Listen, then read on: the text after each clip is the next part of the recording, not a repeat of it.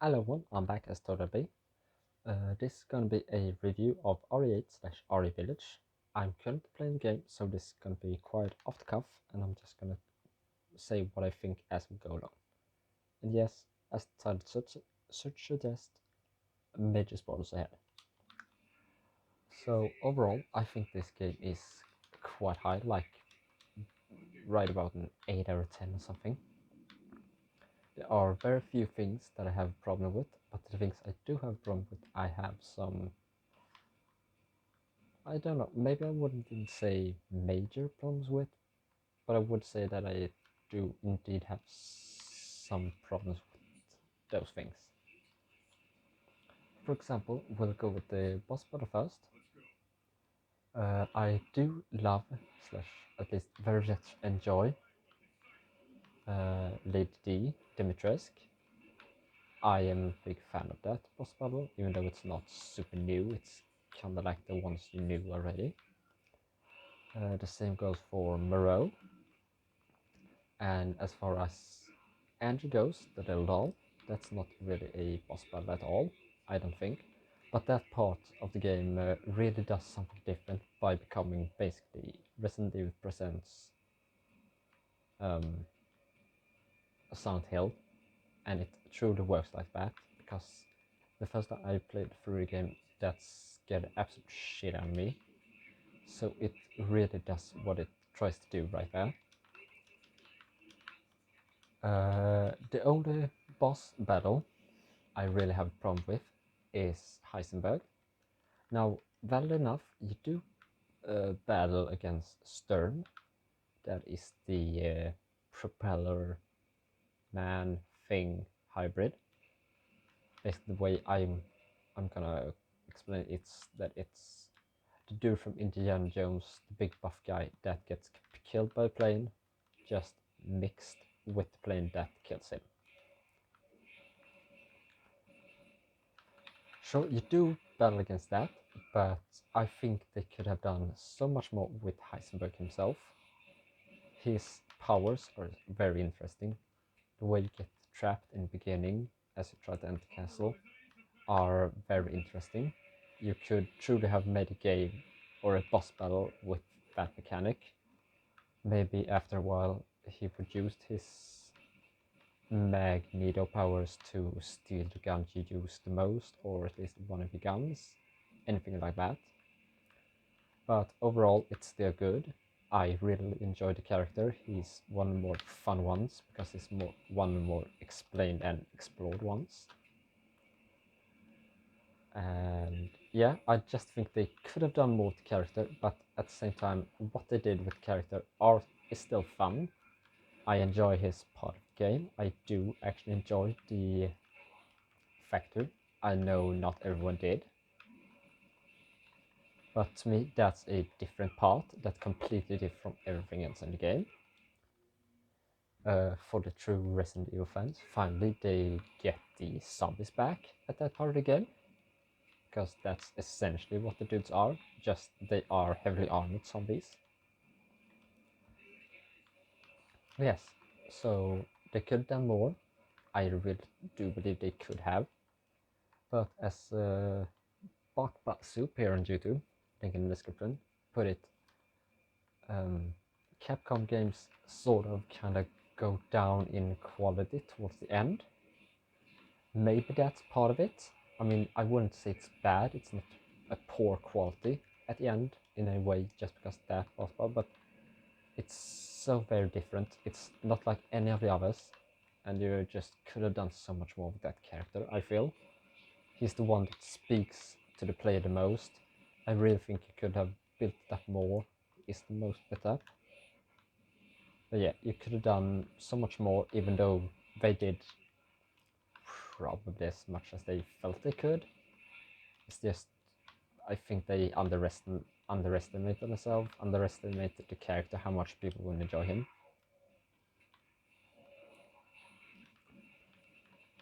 Other than that, like I said, the boss battles are all fun. They're all kind of different, except Lady Dimitrescu, a 9 foot tall vampire mummy.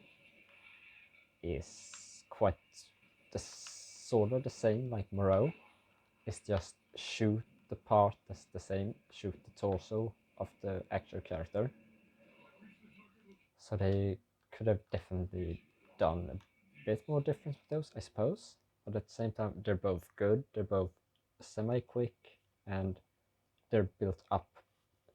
I think Moreau is built up to a bit more, a bit better, because the first time you see him, he's very deformed in the meeting with all the four lords. Then when you meet him in his area, he's struggling. He apparently can't keep it up anymore. He's starting to change. And then all of a sudden, bam, you have Fish Moreau, and then you have Boss Bud Moreau. Whereas Lady Dimitrescu, you just have first you have 9-foot big Mommy Whitaker's vampire mommy, which yes, awesome. Not as cool as all the other following you tyrants, perhaps, but still quite different, quite intimidating. I'm not gonna lie, first time I went through the castle, I was very much on edge. I was very much worried all the time.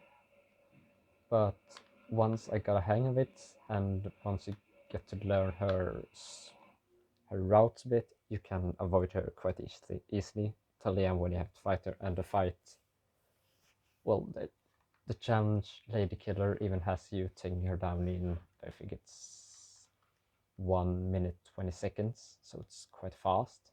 You can't take her down. And then again, Moreau you can take down in 1 minute even. But it's still a good boss battle. It's the first one. And I do enjoy the concept, as they say in the concept art, that all the boss battles are essentially the opposite of them as the character. And that works. I mean, you have the damsel, even though this damsel don't need any fucking man, in distress. And the opposite is, well, the actual dragon. Then you have Moreau, which I don't know that that's really opposite of him as a character, but it's more the progression.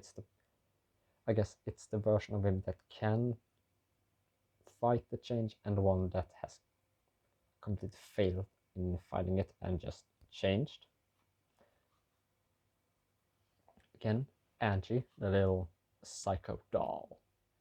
I don't really think it's a boss battle in its own. That's the creepiest part, absolutely. It's the, like I said, Silent Hill of Resident Evil games. But the boss battle, you're just running around the house, and that can be done in less than 1 minute 20 seconds, just finding this little doll, stabbing it with the scissors. Again, I don't think you need to make that a fight. This part works fine as it is. And then we have Heisenberg. I mean, yes, like I said, you do fight Sturm, however you're gonna pronounce that. And that's okay, I guess. But I really do think they could have had almost 2 fights with him. One in more human form where he uses hammer and the magnetic abilities that he has. And again, sure, they couldn't have done him like the Urias fight that you have very soon before him. Just have him grow up a bit and use the hammer, or even stay the same size and just use that. I think they should have then used the magnetic abilities. Maybe he could trap you, maybe you have to fight against that. Maybe you can steal one of your guns, maybe perhaps the ones that you're using the most, or whatever. Anything like that would have been absolutely amazing. Maybe that wouldn't even be part 1 of the fight, that would just be a fight you have earlier on, and then you find him in the metal, big giant metal version. I don't know. Then I do kind of like the model that has, just because of the concept art. Before I looked at, I didn't even realize that a face was still part of it. I just thought it was a giant metal amalgamation of stuff. So it's the weaker part of the game, that's not to say that the game ends weakly, because the final fight against Miranda is probably the most challenging out of all of them, I do believe. At least that's the one that gave me the most trouble. That's the only one I had to retry during my first run through, I believe. I might have had to retry Moreau once. But I know for a fact I had to retry Miranda like 3 or even 4 times. So yeah, it doesn't end with a bad boss battle, but the second last against the last lord is way weaker than I personally feel it should be. By the way, this isn't wine. Don't get me banned. It's actually pomegranate juice. So shut up. But other than that, I really enjoyed the game. Like most others, the Chris part is truly somewhat atrocious. I honestly don't know why it's part of the game even. The first time I played through, it was kind of fun. Like, oh yes, I'm Chris.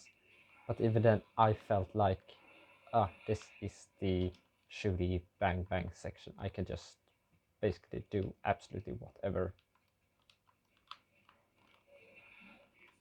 It's like some people put, it's the Call of Duty section of RE8/RE Village. It's not really a challenge unless you're doing a kind of speedrun or trying to get through it really fast, because you can get ganged up on. It's just not a very fun part of the game. It doesn't really add anything. Sure, you get a little bit of exposition, but I feel you could have probably gotten that in a better way through notes as Ethan. But again, what do I know? I'm no game designer. This is just what I feel. Speaking about Ethan, now we get into the super spoilery part, I suppose, talking about the story a bit. So if anyone has watched this far and just want to know this little part of it, but not get super spoiled, thank you. Bye-bye. I'm gonna just talk a little bit about what's actually said in this game that changes Resident Evil lore completely, or at least very much so. Okay, so and we're in spoiler section. So yeah, Ethan Winters, the main character from Resident Evil 7, has apparently actually in fact been dead since Resident Evil 7, since even the prologue to it. And the only way he's been alive is by being sort of a, I'm not even quite sure, a molded slash fungal person driven by the personality of Ethan, I suppose. Because apparently the mold absorbs the life force, the memories of people who die. We're getting into the supernatural part slash very metaphysical part of Resident Evil again, which is quite fun. But yeah, so he's been dead ever since Resident Evil 7, when Jack greets him and says, "Welcome to the family," once you've fought Mia in the very first house. And again, I was watching a replay by Bakasoup, again, link in the description, of just Resident Evil 7. And the first thing that happens after that cutscene, where Jack punches you out, is Margaret says, "Don't you die us, you have work to do," as Jack is stapling back your arm.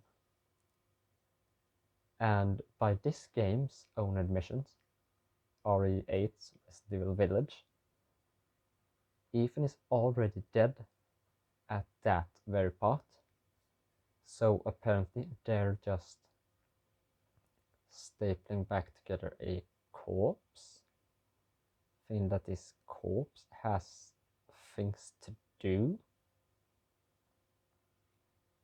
That makes me wonder, did Capcom really think about this at first, or did they just fling this in and make it work together? Because that very part seems odd to me. Surely the Bakers should know that Ethan was dead at that point. Why would Jack even bring him to the house? Why would they staple back his arm, and why would they not even flinch when he again starts to move and be alive? I truly don't know. Going back to Resident Evil 8, there is a small cave that you can reach by a boat after getting the crank, I believe it is. It's by the Castle Demetresque river bridge that you have to cross after exiting. You can get on a small raft or boat, and you can go get the Demetresque treasure, or you can go into this little cave where there is an Alpha Team, I suppose it is, outpost. But at the same time, there's a note in there, apparently from one of the villagers, speaking about the things that are going on and asking, does this have anything, maybe it is connected, or does this have anything to do with the man that used to be here a few years ago? Now, in my first playthrough, I was very excited by this, but I don't really know why. This is completely imaginary, I suppose. But for some reason, I totally believed that would be Wesker, Albert Wesker from RE1, from RE5, isn't it? And that, I mean, it wouldn't be outlandish because they even reference, and if it is an RE5, it's RE5, it's RE6, I mean, with that boulder punching asshole, as Heisenberg says in the boss battle. But for some reason, I truly believed that the man that used to be here a few years ago was Wesker, because that just kind of made sense. I mean, the way he acts, the way he's in a bloody castle, it just has this vibe about him. But apparently, it turns out, which made much more sense, of course, in the end of the Chris section, it's actually Oswald E. Spencer, the creator of the Umbrella Foundation. And, well, yeah, he apparently used to be here. They found the mold. He was introduced by because Mother Miranda had found it already.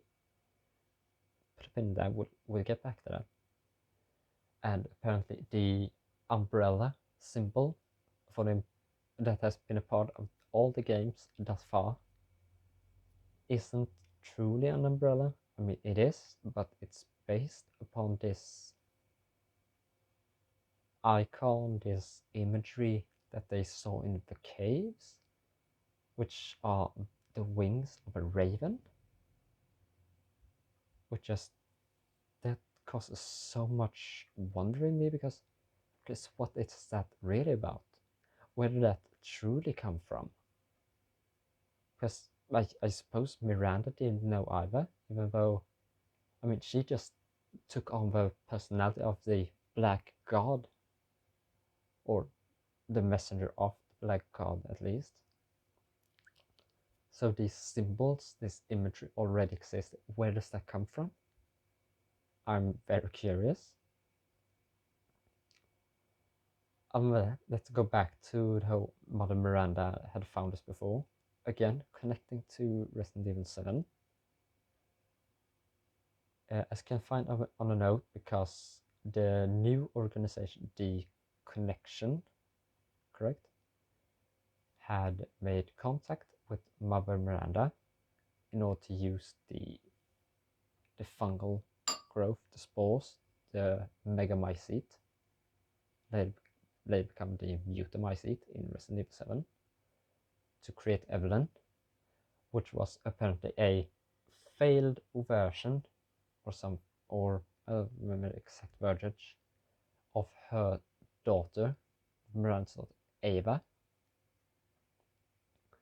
which immediately as I had already read that note and then began going through the fight, the rest of it, immediately I connected that to, oh my god, what was the only thing Evelyn, the E-type, ever wanted in Resident Evil 7? What, she always just wanted a family. That's even one of the last things she says as Ethan stabs her with the E-necrotoxin, is that I just wanted a family before melting away. And that again makes me think that they truly had something planned at the very least, or that just happened to work very well with combining a story, because that's probably what a small girl who died in the Spanish flu would want if her consciousness was brought back again a few hundred years later. She would just want to get back to family the same way that Miranda just wants her daughter back. Her daughter Ava / the failed experiment that was Evelyn just wanted a mother, just wanted a family. Which also, of course, ties together with the whole family theme of RE8. I mean, the fact that you're Ethan Winters, you're a father going after his daughter.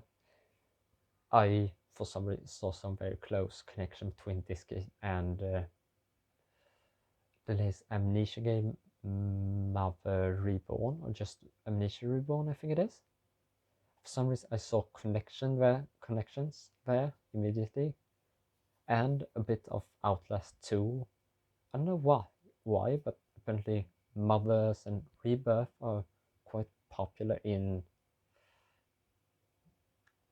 horror games right now. I mean, I'm not complaining. This game was wonderful, and it really made the story worth telling through it. Honestly, as opposed to Amnesia Reborn, as I think it was called, because that game you could guess the plot twist just like that within like first 15 minutes, I believe. And in Outlast 2, I mean, that's a good game, but the really truly good parts are just the flashbacks, because they tell the truly horrible and emotionally gripping, terrible story.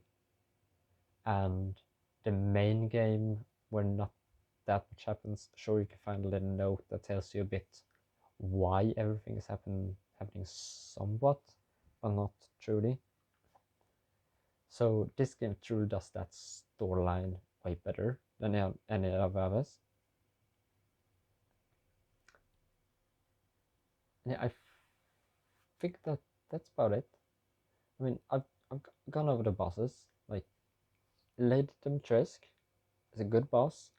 I can see what they were doing, that going from the damsel in distress / owner of the castle to the dragon guarding it. Angie, again, not really a boss at all, but she didn't need to be. Oh, I did notice in my first playthrough though, they had a very large focus on Ethan, on stuff breaking beneath Ethan's feet as he was walking, but him just barely managing to get away. I really thought that was building towards something, because it happens in Louisa's house, it happens at the Castle Dimitrescu before the telephone scene, and then the hanging bridge on the way to the Montero, oh god, on the way to the house where Angie is.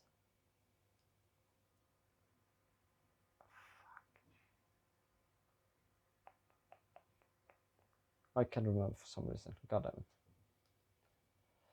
But on the way over there, on the hanging bridge, a similar thing happens.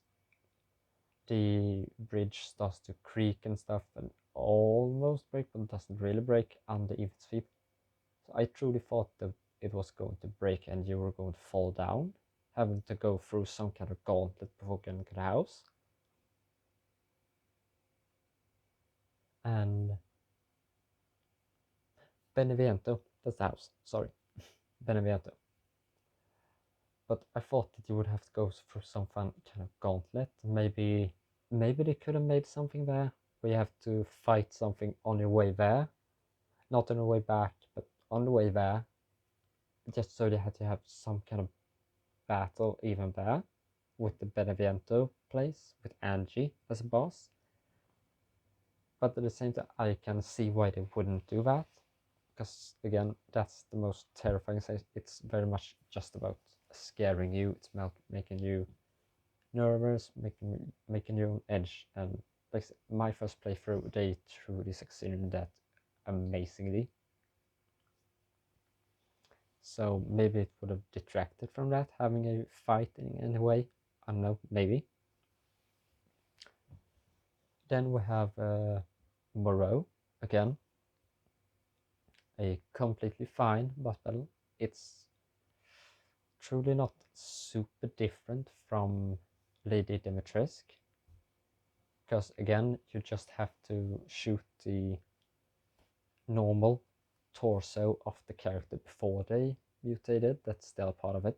Sure, this one is in the mouth. It's the weak part that gets shown occasionally, but still it's quite similar, I feel.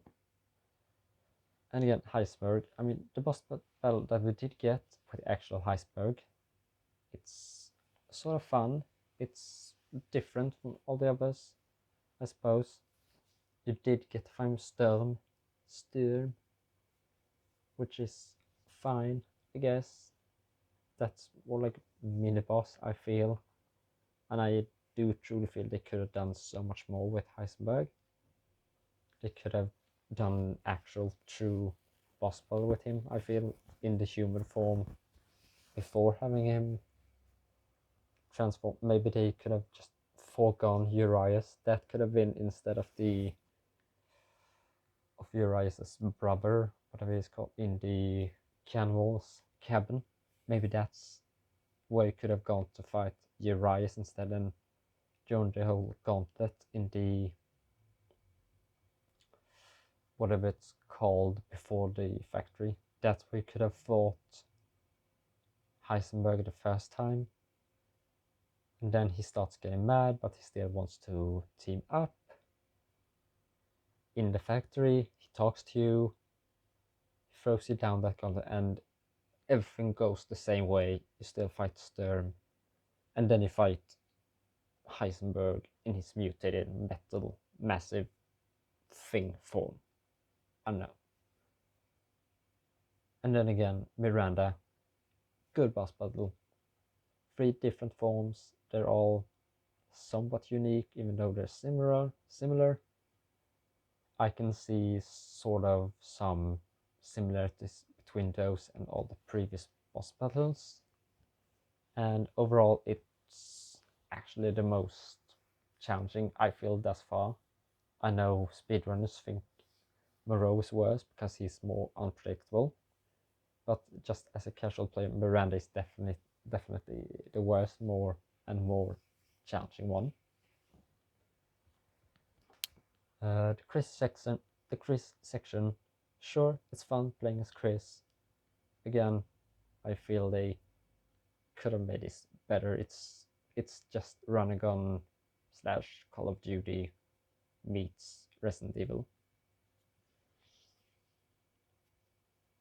But yeah, overall, about an 8 out of 10 game, I feel.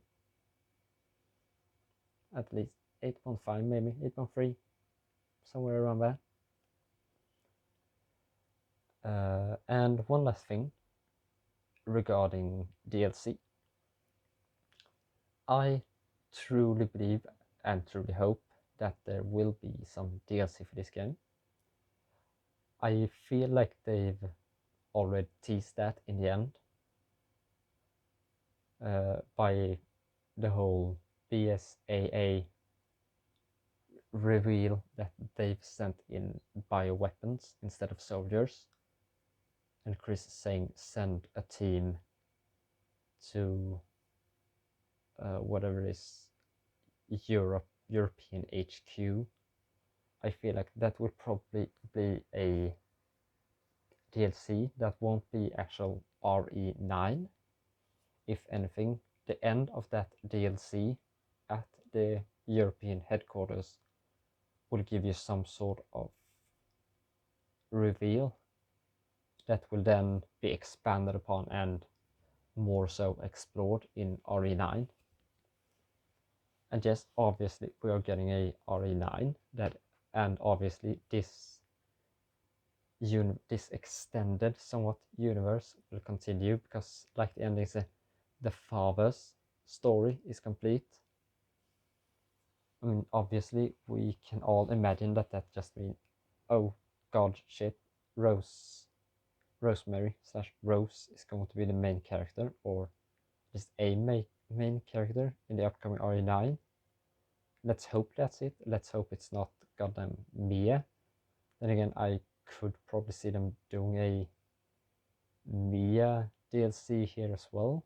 I hope not, but maybe. They could probably do some sort of DLC, just what was going on at the same time during this game. When Ethan was going around trying to rescue his daughter, what was happening all around.